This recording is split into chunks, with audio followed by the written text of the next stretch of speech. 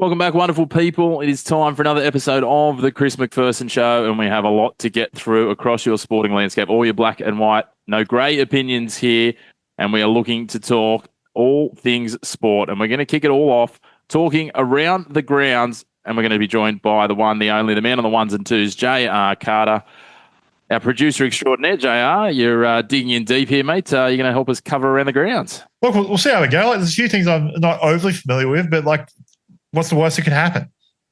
I like that attitude. It's ominous, but I like the attitude. You're here. I don't know who's pressing the button, so anything could happen.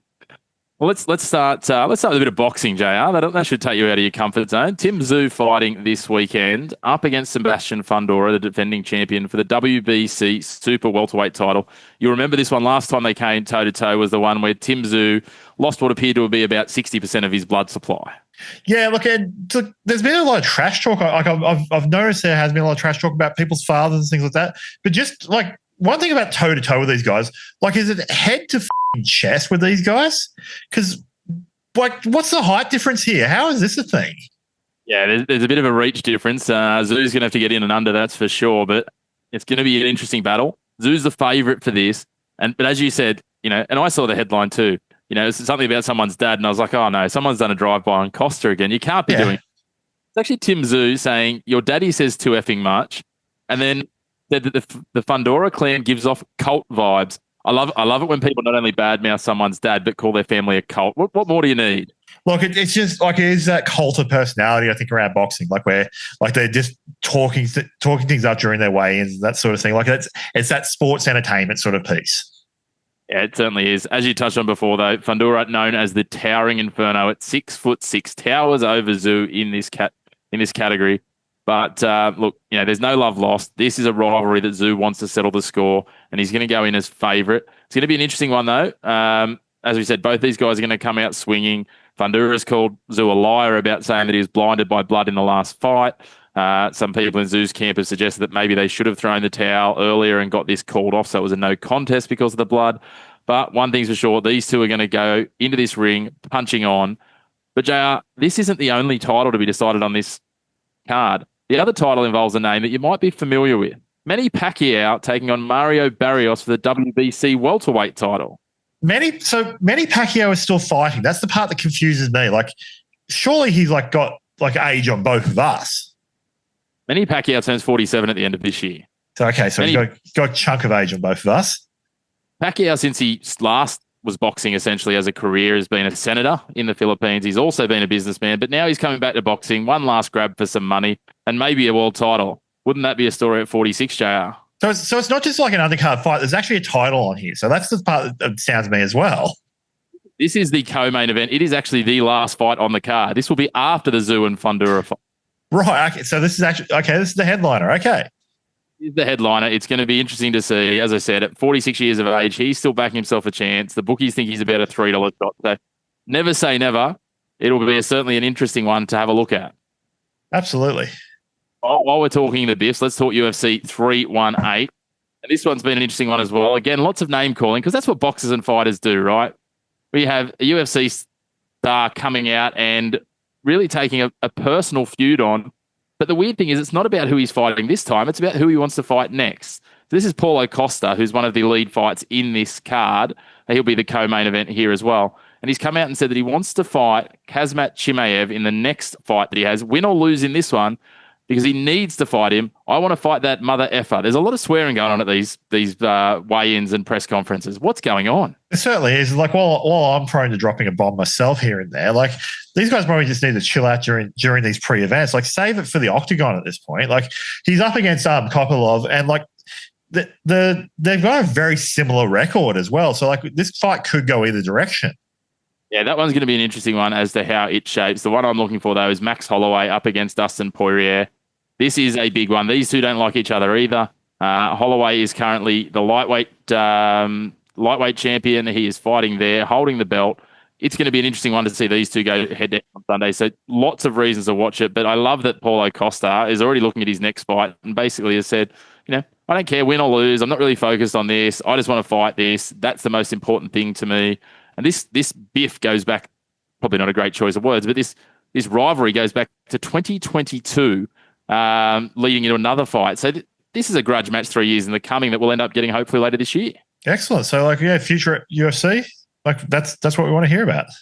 Certainly is what we want to hear about. I think Holloway's going to get it done in the main event here and retain his belt, but we will have to wait and see how things shape up. But UFC, look, we'd cover off more in depth, but our main man for the Biffs, Brody Burrows, is out of action. He's a little bit under the weather, so we'll do our best doing the headline levels. Absolutely. Like, if Brody was here, I'd imagine we'd have quite a lot, but this would be its own segment, really. So certainly would. Well, let's dig into something that we're probably both a bit more comfortable with.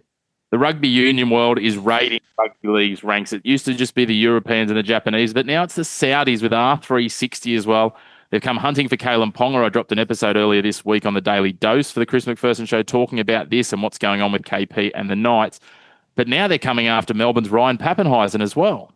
Yeah, so it's been a few years since we had big rugby converts. Like, I remember in the early 2000s, we had our Matt Rogers and Wendell Saylor and Costolotti sort of going swapping those codes, and then some of them came back eventually. But this raid, with overseas money, it's sort of getting a little bit out of hand. It's probably something we'll talk a bit later on with Matt Willoughby, similar to the Live Golf, where it's that kind of raid on big sporting events. Yeah, exactly right. And look, we know once the Saudis get involved, as you said, Live Golf's a great example. There's some big going to start spiraling out. But these guys are talking about building a global rugby tour, essentially similar to the Live Golf, where they'll go around and play rugby tournaments in different countries, and they're looking for guys that are going to give bang for their buck. They're going to be marquees and icons, and names like Kalen Ponga and Ryan Pappenheisen certainly. We got to ask the question right now: is Kalen Ponga an icon the way he's been playing lately? He's a brand, I think. Irrespective of how he's been playing, he is iconic in the way he presents in terms of his best. As I touched on in that video, whether he's delivered that for the Knights in recent times, I think the stats at the moment say he's missed something like 37% of his games since he signed with the club, which is not great when you're paying him $1.2 million. But hey, Daddy's got cash to burn. I'm pretty sure they fuel their fires in their houses just with $100 American bills, don't they? Look, it's entirely possible. We'll wait and see. Undoubtedly, they won't be the last names linked to this. We'll wait and see what the ramifications are, but it's going to be interesting, that's for sure.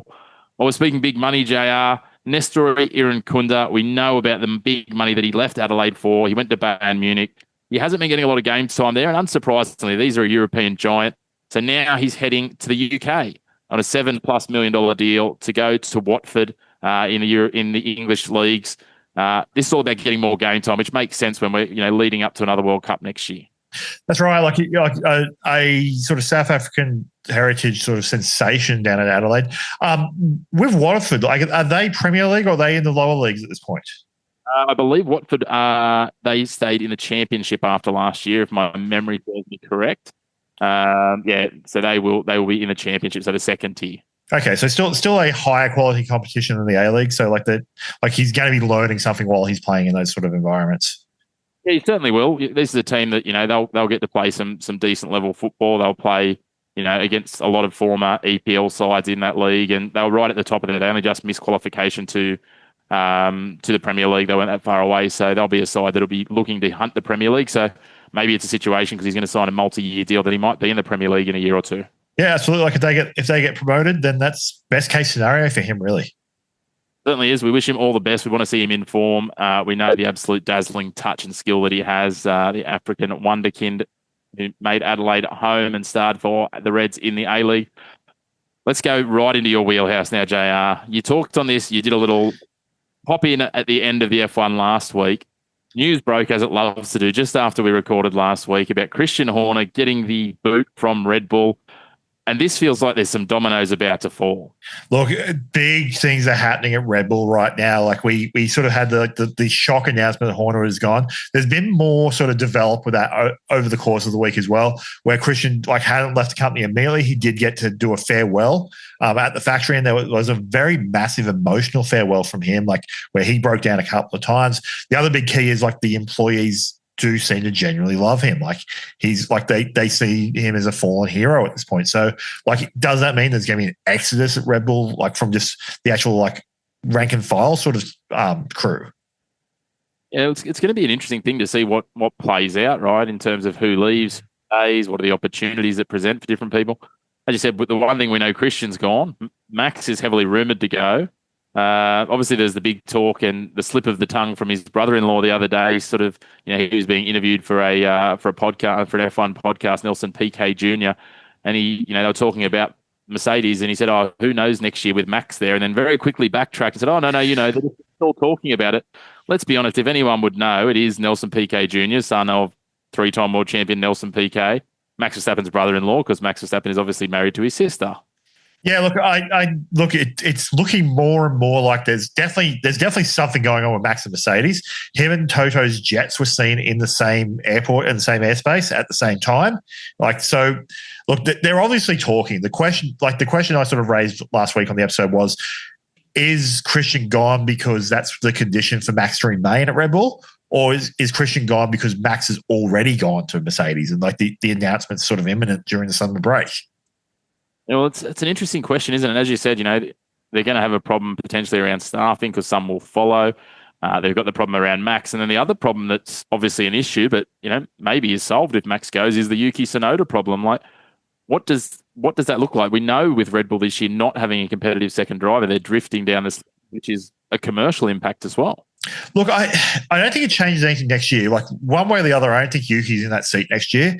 Because of his Honda backing, I think he ends up at a different team. So Aston Martin's actually a genuine potential there if Yuki was to remain in Formula One. But one way or another, we don't have Yuki at Red Bull next year. Yeah, no, I understand that. But I guess from that point of view, they do need to have two competitive cars, though, I guess is more rather than it being a Yuki problem, it's a second car problem. That's right. And it might be a case of they no longer have to develop the car in that direction, because it is a case of Max is the only person who can drive that car. It's now, there's been multiple drivers go through it, like Checo, then to Liam, and then to Yuki, who have all struggled to drive in the style that Max drives.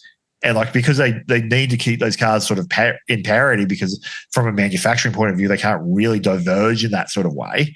It's just causing problems for that second driver. So they need to have someone that can do exactly the same as Max, which then leads to the problem at Mercedes. How's Toto going to handle that? He's got to decide which of the drivers drives most like Max, and it's probably not George, unfortunately. It's going to be an interesting one as to what that means. And, as we know, when one domino falls, the deck chairs shuffle. I think I'm mixing my analogies and metaphors. It's my show. I'll do that if I want. It's going to lead to a lot of people scrambling. There's going to be opportunities. We know there's, talk of a new team, or not talk of it, but a new team locked in Cadillac as well. They're getting close to finalising their drivers, we're hearing. So let's say it does happen. George Russell then comes onto the playing field. There's going to be a few teams that'd be interested in a driver like George Russell, and that means more moving parts. That's right. Realistically, if Aston Martin had any sense whatsoever, they would pair him with Fernando and get a couple more years out of Fernando with a competitive teammate, as opposed to just the potato that's driving that car around. It's got to stop. Yeah, it certainly does. Look, at the end of the day, hopefully when the merry-go-round music stops and everyone lands on a seat, his bum is not in a seat, Mr. Lance Stroll, but we'll wait and see it. And I don't know what you're talking about with Fernando. Fernando is going to actually keep driving beyond Kimi Antonelli's career. That's entirely possible, actually. Might have a walking frame helping him up to the car, or you just get one of those, you see the people at the pool in the chairlift, and it goes. He'll have a chair that sort of locks into the car itself. Exactly, like a little booster seat as he shrinks in. I'll pay to see that. Look, I love Fernando being on the grid, and I think so wait and see. But look, we know there's going to be lots more twists and turns as we head into the next batch of races before the summer break, as it is over there. And then all of a sudden the run home will be here. I'm looking forward to it. I know we've got some stuff planned around the F1 later in the season that we're going to hopefully try and deliver to our fans. So we're keen for it. We love the F1, and we'll be digging into it more and more as the season continues to heat up and more of these rumours confirm. But JR, I think you've absolutely represented yourself very ably today, mate. You might get some callbacks for some around the grounds in future. That's how well you've done. Oh, look, this is a problem because there are things to do in the background here. Well, thank you, mate. Looking forward to going and talking some cricket with Manners shortly. Well, it's time now to hit the cricket nets and talk about a little bit of the cricket, a lot of test cricket happening around the world, some funny as well. And we welcome in Andrew Menczel, a.k.a. Manners, from the Cricket Unfiltered podcast. Good to have you back, Manners. Yeah, good to be back. I'm a bit tired after a series of late nights and early mornings watching all the cricket, but doing well. Yeah, I was going to say there's been some certainly very early starts for Aussie fans watching this Australia versus West Indies. The good thing is the team's been doing us favours by not making it stretch out to the fifth day in any of the tests. Yeah, well, I think they've been short, quick Test matches, and the West Indies batting has certainly helped my sleep. Well, let's start there talking about the West Indies batting or the Australian bowling, depending which way you want to look at it. And the second lowest Test innings in cricket history, the fastest ever five-bar were the two headlines, but there was plenty more from that in that final innings of the Test. Yeah, it was an exhilarating morning, Tuesday morning, our time. Australia just running through the West Indies, bowling them out in under 15 overs. Mitchell Starc taking a cavalcade of records in an amazing spell. He took a triple wicket maiden to start the West Indies off, so they were 3 for none. Then he took another wicket to have figures of 4 for none before he eventually conceded a couple of runs, and then he took another wicket to have 5 for 2, the fastest ever 5-wicket haul in Test cricket. It just took him 15 balls to take 5 wickets, beating the previous record, which was 19 balls. So you think about this, it's in his 100th Test match. He's taken the fastest ever 5-wicket haul. That includes his 400th Test wicket. I mean, that was a dream start. And, Aussie fans all around the country would have been rejoicing. And then not long after, Scott Boland just decides to chime in with a hat-trick. And we haven't had an Australian Test hat-trick since that famous one that Peter Siddle took in the Ashes way back in 2010-11. So, an historic morning for Australia, but complete embarrassment for the West Indies, bowled out for 27. And I think they'll owe Sam Constas a beer because he misfielded one that meant they got past the record of the lowest ever Test score of 26, which would have been even more embarrassing. Yeah, it certainly would have just been another death knell. Maybe Sam Constas will get signed up by the West Indies because I don't think he's going to be retained for the Aussies. We'll talk about that in a moment. And I noticed listening to your show the other day, man, as you were talking about this wonderful tradition the Victorians have got of dominating hat tricks for Australia. Yeah, it's crazy. I was looking at the list. You've got Peter Siddle, Shane Warne, Damien Fleming, Merv Hughes. I did notice Glenn McGrath was in there with a recent hat-trick, also against the West Indies. But yeah, it's been amazing. Victorians have loved taking Test hat-tricks. And geez, the Victorians were up and about when Scott Boland took those 3 and 3. And, calls for him to be more regularly in the Test side followed. Well, on that note, it was interesting. There were a few people, and I think probably more the cricket casuals, who raised an eyebrow when Nathan Lyon was left out. Obviously, he's been a fixture in our team, barring that injury that he had with the Achilles. But you have to say the selectors, I guess, gamble, if you want to look at it like that, or choice, paid off in spades. Oh, absolutely. Nathan Lyon wasn't needed in this Test match. And it's raised an interesting question. A lot of people always go, is it Scott Boland versus Josh Hazlewood for a spot in the side? But coming into this Ashes series, it could be a case of Scott Boland versus Nathan Lyon for that 4th bowling spot. Now that they've done it once with such success, if they get conditions in Australia that are favouring fast bowling and England are struggling against our fast bowlers, they might go for a 4-pronged pace attack.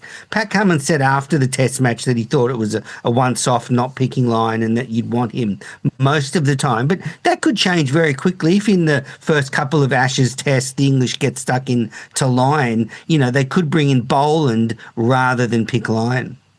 On that note, it was actually something, and we'll talk about the batting woes in a moment, but something that I wondered was, do we on a couple of those decks that are more notably suited to pace bowling, we look at the Gabba, we look at Perth, do we speak to the greenskeepers? And of course, no one ever tampers with their pitches, and get them super juiced. I mean, obviously it's a risk because the English do have some good pace bowlers if they're fully fit as well, and lean that way, noting that, maybe we fight fire with fire, knowing that our batting attack isn't going to be probably our strength. That has been the trend of Australian pitchers in the last couple of seasons. They've gone away from producing flat batting roads, and last summer, especially against India, a lot of the tracks really assisted the fast bowlers. So I think we'll see the trend continue in a similar fashion. You're right, we don't often... Australia doesn't ask for certain pitches for the team, but there is a feeling that they want pitches that does produce entertaining cricket, and that does involve leaving a little bit in it for the bowlers. I mean, the perfect Test pitch probably, seems a little on the first day, then flattens out for a couple of days and then spins at the end. It's not easy to always get that, but you want something in it for the bowlers. On that note, it's oft criticised when we've had pitches here in Australia where tests haven't last 3 days. is there something that needs to be looked at in terms of the pitches that were dished up in the Caribbean as a whole, not just the one here in Kingston, Jamaica, but the other two as well, in terms of the matches we've had? Because every one of these, and admittedly both sides had a lot of batting frailties, we can acknowledge that, but we really want to see matches that are going into fourth and maybe fifth days more regularly. I'm not expecting them to go back to the days of 15, 20+% of tests ending in draws, but it's a fine balance, I know. Do you think there should be something looked at here? Look, I just thought this was a terrible series, a terrible ad for Test cricket. The West Indies have done nothing to promote them staying at the top level of Test cricket. If two-tier Test cricket were to come in, it would be hard to mount an argument as to why it shouldn't come in the way the West Indies played in this series. So I think this overall was a bad series, and I agree. The groundskeepers across the West Indies just got this series terribly wrong. It was too far in favour of fast bowling, and would have been nice to see a little more batting. I mean, the highest score for the whole series was Brandon King's 75 and Steve Smith's, our highest scorer, made 71. So it was a series for the bowlers, and as I said, just an awful ad for Test cricket. Yeah, I agree. As you say, there was some phenomenal bowling on both sides. Obviously, Mitchell Starc, Shamar Joseph, and a number of others. Scott Boland with his hat-trick. Where does this leave Australia now in terms of their batting order? Obviously, bowling replete stocks. We've got options. If we do decide to go without Nathan Lyon in some tests, we've got spinners there that can bowl with the likes of Head and Webster, who are ensconced in the team. But right at the top of the batting lineup, I know you've had some calls for the last probably 12 or so months around Usman Khawaja, but Sam Constance also has to be in some real trouble unless he can find some magic to start the Sheffield Shield season. Yeah, this is a real mess for Australia. And after the Test series, Australia doesn't really know any more than they knew before this Test series. We knew we had a great bowling attack. We knew our middle order was good of Smith, Head, Carey, Webster. But it's really been the top order we were looking for answers. And Khawaja and Constance in particular have done nothing to give those answers. Khawaja still looks troubled against fast bowling. He did battle through a few tough sessions in this series, but if you look at his body of work for the last 2 years, it's really struggled against high-quality fast bowling. And then Sam Constance, he looked all at sea. Terrible conditions for him to try and find his feet at Test level. And I have to question the management by him of the selectors. They should have played him in Sri Lanka on some much easier batting conditions, and they should have probably played him in the World Test Championship final. Instead, they've hung him out to dry in this very difficult series, and he hasn't performed well. But look, there's a real opportunity now for everybody, Khawaja, Constance, and the fringe players, to knock the door down. There's a couple of spots open at the top of the order, and if you can perform well at Shield level or for Australia A, you could find yourself opening in the first test of the Ashes. And if I'm the selectors, I would be looking at Khawaja and Constance to score heavily in the Sheffield Shield and earn their spots again. Effectively, you start back at sort of zero and everyone has to earn their spot. Yeah, and on that note, there were some players that we've got a series going on at the moment with Australia A playing Sri Lanka A up in Darwin at the moment. There were some players that got some runs, most notably a guy who has opened in the last 18 months for Australia, Nathan McSweeney, fell just short of 100.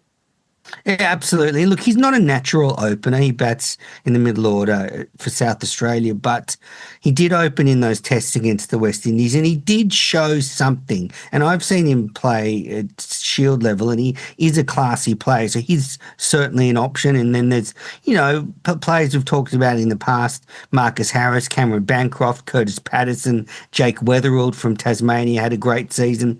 So I think Australia needs to be brave with their selection for the opening players in the Ashes, because what really sets the tone is your opening partnership, and it can go both ways. If you've got a positive opening partnership that can get on top, then you can really dominate. But likewise, if you've got a frail opening partnership, that can open the door for, say, spirited England who might get a couple of wickets early, and all of a sudden Smith and Head are batting under immense pressure. So I think we've got to be really brave and pick players in form. Yeah, I agree that seems like a case that should be, any representative side should be looking at that. And, we've got some good opportunities. As you said, there's, a good chunk of the Sheffield Shield before we're going to be looking at the Ashes. We've also got another 4-day match to come. The Australia A and Sri Lanka A first match is wrapped up. Plus, I think there's an Australia A tour to India. That's right. Not necessarily the same conditions, but at the end of the day, it's more red ball batting leading into the series, which is what we want to see. Hopefully, the likes of maybe a Sam Constance, if he can fit some Shield in and get some Australia A cricket in, might be really good.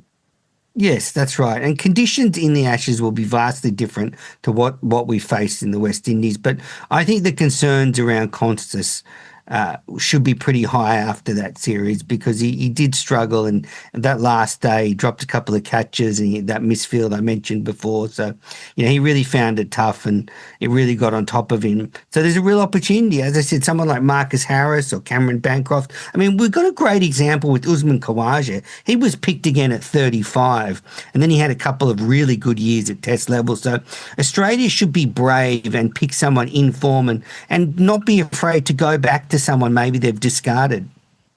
Yeah, I think there's a couple of other names you've probably missed on that list as well. Man, there's even Amartya Labuschagne, if he could find some runs. We know what he can do at his best. Matt Renshaw as well is another one that could love to throw his hat in the mix. So we'll wait and see what comes of it. Hopefully there's lots of them batting down the door, pun intended there. But we'll wait and see. One thing we know is the Poms are going to be up and firing. They're playing against India at the moment over there, and they've just had an enthralling win in their third test to take a 2-1 lead in this 5-test series. Yeah, they won at Lords by just 22 runs, a real thriller there, going right down to the wire. And poor Mohammad Siraj, he was the last player out for India when they were so close, and he middled the ball he got out. He went back, defended one off Shoaib Bashir, the spinner, who I reckon, Chris, you could keep Bashir out the way he bowls. And Siraj middled it, defended it, and the ball rolled back behind his legs onto the stump. So very unlucky. It was a real thriller there. But look, I think the main thing for Australian fans is two things to note. A, this English side has spirit. They do have deficiencies, but they have spirit. But the second thing is the return of Jofra Archer, who played for England in this test match, hasn't played for a number of years for England at the highest level. And he took 5 wickets across the 2 innings, looked very good. And he's someone that could be a real danger to our top order during the Ashes. Yeah, I think certainly when you have a look at, the workload, I think he got through nearly 40 overs between the 2 innings as well, Menners. So that spells ominous signs for us. Again, if we want to juice those pitches up, Jofra Archer will probably take to those with glee. So we'll watch and wait. 2 more tests to come there. Certainly worth some late night viewing if you haven't got enough cricket. They're going to go against each other. I was really impressed just watching that one. As you said, that last pairing, just how long they managed to see. I think it was almost 13 overs. Before that really unfortunate result. And again, Ravindra Jadeja doing what he does, just absolutely getting the bit between his teeth. He's a class act, that's for sure.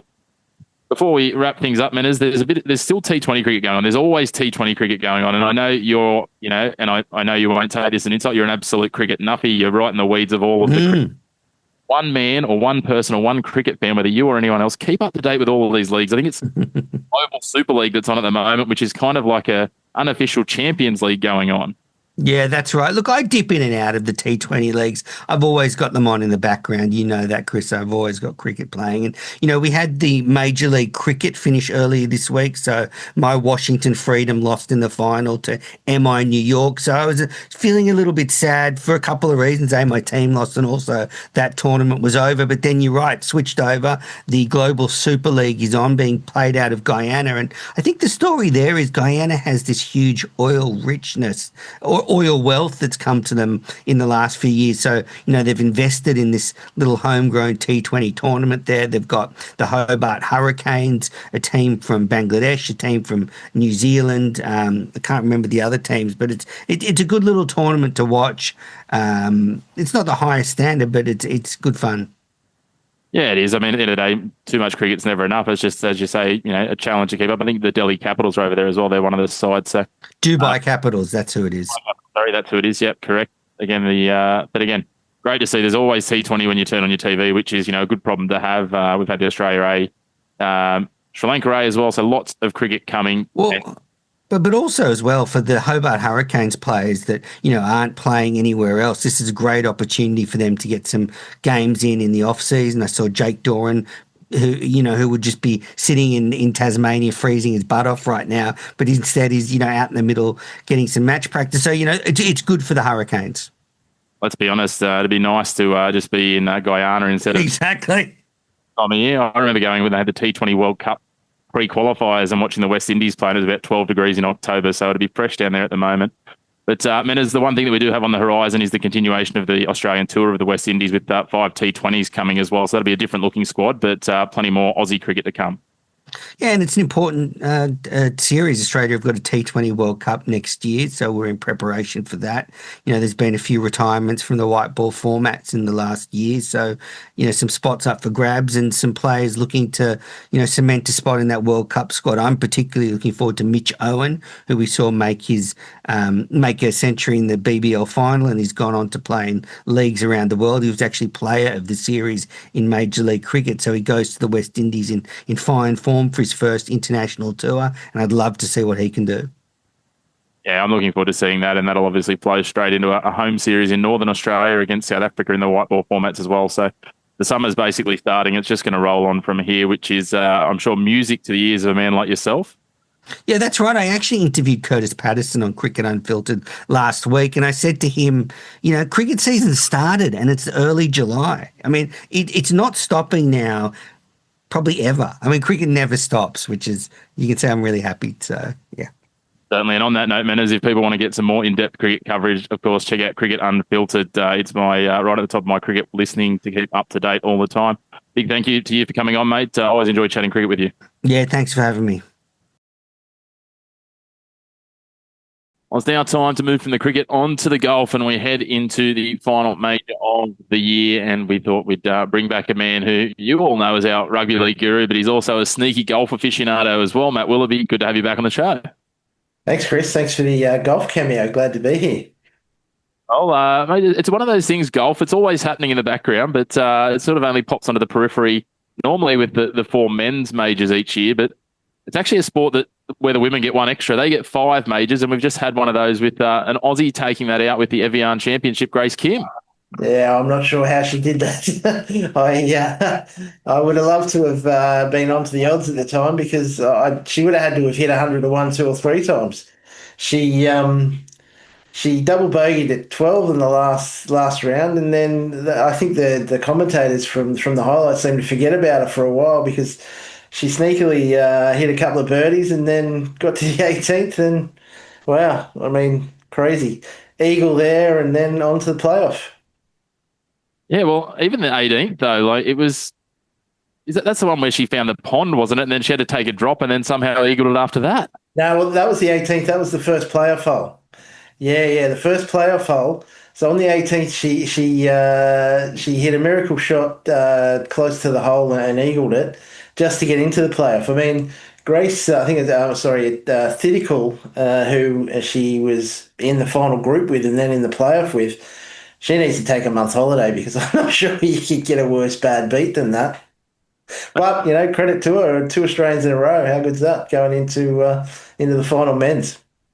Certainly is. Maybe we can complete that with a little trifecta. But, yeah, look, if I'm Thitical, I'm probably buying a lottery ticket because you do a whole heap of luck, that's for sure. That was a crazy finish for those who get to watch the bits and pieces of it. But as I said, we do head to the Open Championship now in the men's golf. It is the 4th major of the year, and for the 3rd time in the tournament's history, it's going to head to Northern Ireland. Yeah, Port Rush, a seaside sort of classic links course with Shane Lowry, who we had it last year, I think in 2019, and Shane Lowry got the chocolates. And to be fair, I think he was pretty dominant. I think he won by 3 or 4, but there was times where he had a bigger lead than that. He had an amazing 3rd round where I think he hit 63 or 62 or something and sort of took it away from there. So very impressive of him last time we were here. Yeah, certainly was. As you say, he was a strong winner over, I think, maybe Fleetwood and Tony Finau finished 3rd. But they were back on 9 and 7, and he maybe 15 under even. I think he might have. He was 15 under, yeah, yep. Really strong performance. In terms of the way the course sets up, like what are we expecting? What styles of golf are we expecting to play well here? Yeah, I mean, it's probably simple to say, but you want your all-rounder, you want your best golfer. The key metrics here are usually your approach shot. So you want to make sure that you want to stay on the fairway. So you want your approach shot in to be good. You need to be placing yourself into a good position on the green, because as soon as you're off, there's pot bunkers, there's the fescue rough, which can be really hard. So you really want someone who's going to think their way around the course. You don't necessarily need to be a great putter, funnily enough, because putting's relatively easy once you've got the ball in the right spot. So the metrics are definitely sort of your approaching, and then you work around the green. So you want to save bogeys and double bogeys with some nice chipping and your chip shots and your work around the green. So we're looking for guys who accurate drivers, play up well, find those greens in regulation, and just consistent. Yeah, boring, no, boring sort of players, but go around and you don't necessarily want your risk takers as much. Like, funnily enough, he'll prove me wrong, but someone like Rory's probably not suited as well here, even though it's a Northern Ireland event. Him and Bryson probably, if you're taking too many risks, you're going to find yourself in trouble more often than not, I think. So it's more not a plotter's course, but a thoughtful player's course. You're really selling the KO subscriptions here, Matty. That's a great. Oh, well, man, it's the best major ever to watch because the one T starts means you get live play all the way through from about 3 o'clock in the afternoon our time. So it's the best to watch. It's perfect for an afternoon on Thursday and Friday, especially. Yeah, that's what we want to hear is good viewing times here for the Aussies. So in terms of it, let's talk Aussies. Who is that we're going to keep an eye out for here? Have we got some sneaky dark horses? Have we got some players that you think are going to be well suited to playing in this course? Yeah, look, I had a look through the Aussies. You've got your usual suspects, Adam Scott and Jason Day. Adam Scott, I think he can definitely win. It's a course that'll suit him. He's been in reasonable form. He was in the hunt for the last major. Probably not great value from a betting proposition, but he can definitely win. Jason Day, I'm not so sure. I think he might struggle a bit here. Probably not for him. The Australian that I think probably is the best value from a betting perspective is Min Lee, actually, because he sort of plays the ball under the wind a lot, and so if Thursdays are supposed to be especially windy and rainy, and that might suit his game style. Outside of those guys, I mean, you got your live guys, which is so hard to match up like Leishman, Smith, and Herbert. But like Cameron Smith, how could you have any idea what he's going to do? Because he doesn't seem too interested. Not that I watch much live, but he doesn't seem to dominate the leaderboard very often. He doesn't seem to, and when he comes back to the majors, he's been awful for the last 2 years. So you certainly couldn't find him. But the other guy who I like, maybe he's not quite Australian, but we might try and take him. But one of my bets for the week is Ryan Fox, the Kiwi. Actually, he's really well suited to links golf play. He's been in great form. He won a tournament about 2 or 3 weeks ago. So he'd be the Australasian, perhaps we could say, that I would be looking for the most. Him and Min Lee. Yeah, that contingent. There's one, and I'm not sure whether you know much about this guy and his backstory, but Ryan Peake, have you caught much about him? This is a guy bikie and only got in because he's got English heritage and can get an English passport because he's got a criminal record. Yeah. He's the guy he won one of the Australian tournaments through the back end of Christmas time last year, and he reformed, whatever. But he spent some time in jail honing his skills. And I have heard him. And the other guy is the local guy for me, Elvis Smiley's in the field, and he'll be interesting to watch. But yeah, I think those guys will struggle. Yeah, I'm interested to see how the Northern Irish crowd reacts to a big, stocky bloke covered in tattoos rolling out onto the golf courses. That's going to be entertaining. But I just think it's a cool story, that Ryan Peake story. He spent 5 years, I think, locked up because of a previous piece of history, and now he's turned to golf. Who would have thought? You hear about people finding God in prison, but he's found golf. Yeah, no, awesome. And maybe with the tattoos, the big burly bloke in Northern Ireland, they probably think he's more suited to darts or something. So yeah, well, look, either way, I'm sure he'd be happy if he could shake off all the unsuspecting tags and make a run at this to have a few beers celebrating in some of the fine establishments there. Let's talk. You talked about Australasians, Anzacs, however we might want to claim Ryan. We don't mind taking a Kiwi under our wings, but let's talk the rest of the world. Who are the names to watch here? Who are you liking? Obviously, people are going to be talking about the usual. There's John Rahm, Tommy Fleetwood we touched on just before. He's got form on this course as well. Yeah. And Lowry will be, spoken about after winning here by 6 shots last time. Yeah, yep. I mean, the obvious name at the top of the betting is Scotty Scheffler, and I think it's a course that will suit him.